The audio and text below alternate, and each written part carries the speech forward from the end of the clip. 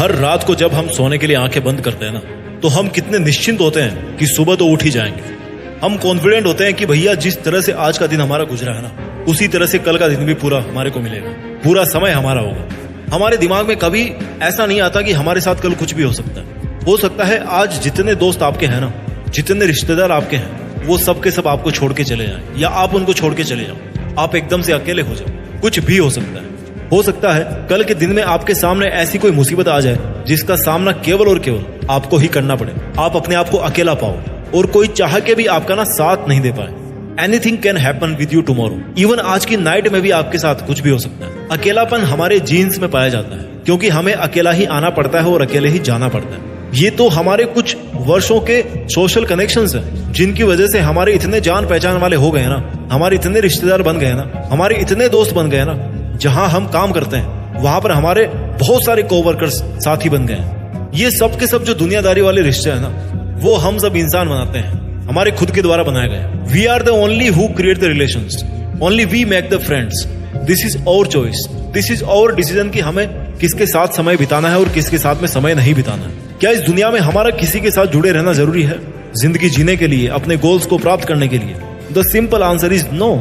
एक बंदा जाता है किसी महात्मा जी के पास में और जाकर के बोलता है कि महात्मा जी मैं अपनी जिंदगी से ना बड़ा परेशान हूँ, बड़ा दुखी हूँ, और मैं क्या करूँ कि मेरी जिंदगी में शांति हो, मैं ठीक से अपना जीवन जी पाऊँ। बहुत टेंशन रहती है, खुश नहीं रह पाता, और जो मैं पाना चाहता हूँ उसको पा नहीं पाता, मजा नहीं आ रहा जिंदगी में, बिल्कुल इंटरेस्ट नहीं है। महात्मा जी ने काफी देर तक आंखें बंद रखने के बाद में एक लंबी सांस ली और दुखी चेहरे से बोले कि बेटा कोई बात नहीं, अब जैसे जिंदगी जीते आए हो ना वैसे ही जीते रहो, क्योंकि तुम केवल 10 दिन ही जिंदा बचोगे, तुम्हारी लाइफ इतनी ही बची है। भैया वो जो बंदा आया था ना, उसके पैरों तले जमीन खिसक गई, और खिसके भी क्यों ना आपको कोई एकदम से बोल दे कि भैया 10 दिन बाद तुम मरने वाले हो। उस बंदे के मन में आया कि यार इससे अच्छा तो मैं आता ही नहीं बाबा जी के पास में, कम से कम ये 10 दिन तो और जी लेता मैं।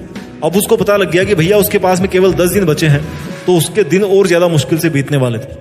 He was thinking like that. वो बिना कुछ बोले बाबा जी से उठ करके जाने लगा, तो महात्मा जी ने बोला कि सुनो, 10 दिन बाद तो तुम्हें वैसे ही मरना है, इसलिए तुम 10 दिन होते ही मेरे पास में आ जाना, क्योंकि इस दुनिया में तो तुम्हें शांति नहीं मिली, लेकिन जहां भी तुम परलोक में जाओगे मरने के बाद में, वहां पर मैं तुम्हें शांति दिला दूंगा, इतनी पूरी गारंटी है, मोक्ष दिला दूंगा तुम्हें। ठीक है महात्मा जी। आदमी ने दुखी मन से बिना महात्मा जी की ओर देखे हुए ऐसा बोल करके अपने कदम वापस अपने घर की तरफ बढ़ा लिए। कुछ समय तक तो वो बहुत ज्यादा दुखी रहा, उसको समझ नहीं आया कि यार क्या करूं क्या नहीं करूं, किसको बताऊं, कहां जाऊं। लेकिन उसके बाद में जो उसका हर चीज को देखने का नजरिया था ना, वो बदल गया। उसने केवल उन कामों पर फोकस किया जो वास्तव में उसके लिए जरूरी थे। उसने 10 दिन में एक भी गंदा काम नहीं किया, एक भी सेकंड उसने वेस्ट नहीं करी। उसने एक भी ऐसे इंसान के पास अपना टाइम खराब नहीं किया जिसके साथ वो नहीं रहना चाहता था। उसने इस धरती की हर चीज की खूबसूरती देखी। पेड़ कितने हरे हैं, बच्चे खेलते हुए कितने अच्छे लगते हैं, चांद कितना खूबसूरत है, पक्षियों की आवाज कितनी मधुर है, शाम की सुनहरी रोशनी में कितना सुकून है, हवा कितनी अच्छी महसूस होती है। उसने हर उस छोटी से छोटी चीज को महसूस किया जो आज तक उसने कभी नहीं किया था, क्योंकि उससे वो सब चीजें ना, वो सब फीलिंग्स, वो सब नजारे दूर होने वाले थे। और जब कोई चीज हमसे दूर होती है ना, हमेशा के लिए वो भी, तो हमें उसकी अहमियत तभी पता पड़ती है, क्योंकि हमें कभी रियलाइज नहीं होती कि उसके बिना हम कभी रह सकते हैं, या कभी वो चीज हमसे दूर भी चली जाएगी। उसने हर एक पल बिना किसी टेंशन के बहुत ज्यादा सुकून के साथ में निकाला। उसको फर्क नहीं पड़ रहा था कि उसके पास में पैसे कम थे, कार नहीं थी, उसको कोई फर्क नहीं पड़ रहा था कि वो किराए के छोटे से मकान में रह रहा था, उसको कोई फर्क नहीं पड़ रहा था कि कौन उसके बारे में क्या बोल रहा है, क्या सोच रहा है, कितनी बुराई कर रहा है, कौन उसकी बड़ाई कर रहा है, कौन उसको गाली दे रहा है, कौन उससे प्यार कर रहा है। वो इन सब चीजों से परे उठ चुका था। केवल एक सच्चाई को इतना करीब से जानने के बाद में ना, उसकी जिंदगी पूरी तरह से 10 दिन के लिए बदल चुकी थी। उसने अपनी जिंदगी के वो जो 10 दिन थे ना, वो इस तरह से जिए मानो वो पूरी जिंदगी इस तरह से नहीं जी पा रहा था। 10 दिन होते ही वो अपने घर वालों को बिना कुछ बोले उसी शांत मन से महात्मा जी के पास पहुंच गया, क्योंकि उसका अपने घर वालों से भी मोह इसलिए उठ गया था कि भैया ये लोग भी है ना, वो भी किसी ना किसी दिन जाएंगे, और वैसे भी मुझे बिना बताए जाना ही था, तो चलते हैं, क्या फायदा बताने का, अब कम से कम कुछ घंटे और चैन से जी लेंगे, एक ना एक दिन तो इनको भी वैसे ही जाना ही है। और उसने पैसों वगैरह की सब व्यवस्था कर दी थी, इसलिए अब उसको कोई भी टेंशन नहीं थी। उसने वो मिनिमम से मिनिमम काम किए जो जरूरी थे, और अपने आप को हर अटैचमेंट से दूर रखा। बाबा जी ने उसके पहुंचते ही पूछा कि आगे बेटा? हाँ बाबा जी। उस आदमी ने नजरें उठाकर एक मुस्कान के साथ में बाबा जी को जवाब दिया, डर तो नहीं लग रहा तुम्हें कि आज तुम्हारा आखिरी दिन है जीवन में? नहीं बाबा जी, मुझे बिल्कुल डर नहीं लग रहा। क्यों भाई? तुम्हारे तो बहुत सारी प्रॉब्लम थी 10 दिन पहले कि बाबा जी मेरी इतनी समस्या है, मैं क्या करूं, जी नहीं पा रहा। बाबा जी ने एक तिरछी मुस्कान के साथ पूछा।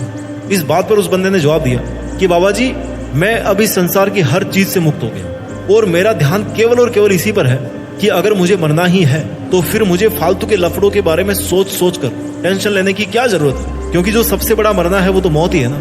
तो जब मौत ही आ गई तो अब फिर छोटी मोटी चीजों में क्या मरना, और जब मुझे मरना ही है तो फिर मैं क्यों अपने आखिरी समय को ऐसे बर्बाद करूं, और क्यों ना मैं इस आखिरी समय को जी भर के जीऊं और वो सब काम करूं जो मेरे जीवन को एक अर्थ देते हैं। बाबा जी ने मुस्कुराते हुए कहा कि अगर जीना सीख गए हो ना तो वापस जाओ और अपनी बची हुई जिंदगी ठीक वैसे ही जियो जैसे पिछले 10 दिन से जीते आ रहे हो।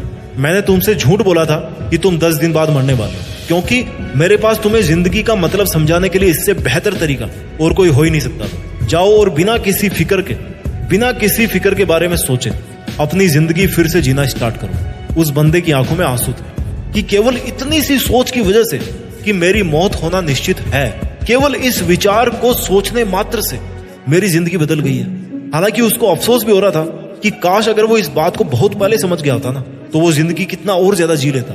बट थैंक गॉड कि अब भी उसके पास में जिंदगी बची थी जीने के लिए, लेकिन वो बहुत आगे की सोचे बिना केवल आज की लाइफ जीने में यकीन रखेगा। काश हमें बचपन में ये चीज सिखाई जाती कि हम इस बात को कभी ना भूलें कि हमारी मौत होना निश्चित है। काश इस मंत्र को हम हमेशा याद रखते कि जब हमारी लाइफ की वैलिडिटी अनलिमिटेड नहीं है तो फिर हमारी समस्याओं की वैलिडिटी अनलिमिटेड कैसे हो सकती है। हमारी सोच फालतू में इतनी अनलिमिटेड क्यों हो सकती है कि मैं अब क्या करूं, कहां फंस गया। यार, problem is just a little part of your life and the life duration is very very very very small part, very very small part on the time scale of universe. अकेला कौन नहीं है, ये सूरज अकेला है, ये चांद अकेला है, यहां तक कि आपकी जो समस्याएं है ना वो भी अकेले ही है।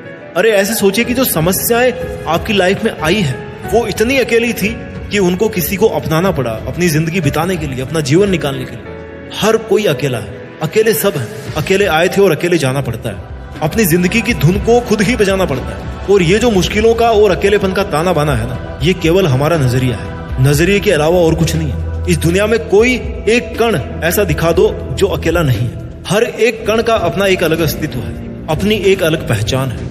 और जब कण कण अलग होते हैं ना तो इंसान तो बहुत सारे कणों से मिलकर के बना है। उसकी जिंदगी में बहुत सारी चीजें आना लाजमी है और उसका अकेला होना भी लाजमी है। समय बहुत तेज है और जिंदगी बहुत छोटी है, लेकिन कुछ करना चाहो ना तो उसके लिए जिंदगी से बेहतर कोई और मौका नहीं हो सकता। इंसानी जीवन में पैदा होना एक प्रिविलेज के साथ में पैदा होने के बराबर है, बिकॉज हमारे पास में सोचने की ताकत है, अपने विचारों को व्यक्त करने की ताकत है, अपनी जिंदगी को सुधारने की ताकत है। वो पावर है हम इंसानों को। हमारे पास में उन 84 लाख जीव जंतुओं की प्रजातियों की तुलना में ऐसा कुछ है जो उनमें नहीं है। हमारे में इंटेलेक्चुअल है, विल पावर है, डिसिप्लिन है, और सबसे खास बात कि हमें ये सब समझ में भी आता है कि ये सही और ये गलत है। बहुत सारी खूबियां हैं जो केवल और केवल इंसान होने के बाद ही आपको मिलती है। अगर आप अपनी जिंदगी में बहुत अकेलापन महसूस कर रहे हो ना तो इस बात को अच्छी तरह से याद रखिए कि काफिले अक्सर उनके पीछे ही होते हैं जिनके घुटनों में अकेले दौड़ने की ताकत होती है, अकेले चलने की ताकत होती है, और मुश्किल से मुश्किल घड़ी में भी ना अकेले ही अपने घुटनों से रेंगने की आदत होती है। अपना ख्याल रखिए, आगे बढ़ते रहिए, अकेले रहकर भी देश में अपना नहीं बल्कि दुनिया में देश का नाम कीजिए। जय हिंद, वंदे मातरम।